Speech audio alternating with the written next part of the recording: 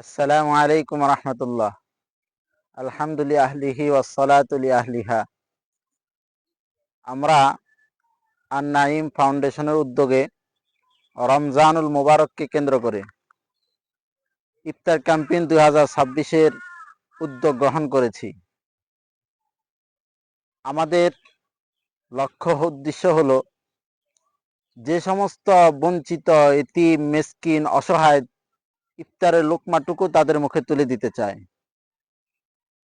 নবীজি হাদিসের মধ্যে বলেন, মান ফাত্তারা সাইমান ফালাহু মিসলু আজরিহি, অর্থাৎ যে ব্যক্তি একজন রোজাদারকে ইফতার করাবে, আল্লাহ রাব্বুল আলামিন তার আমল নামায় ওই রোজাদারের আমলের সমপরিমাণ সওয়াব দান করবেন।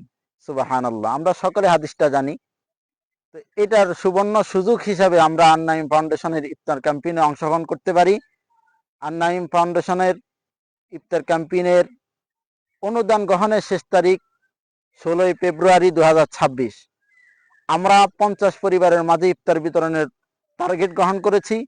এর মধ্যে প্রায় 20 পরিবারের মতো আমরা ব্যবস্থা করেছি।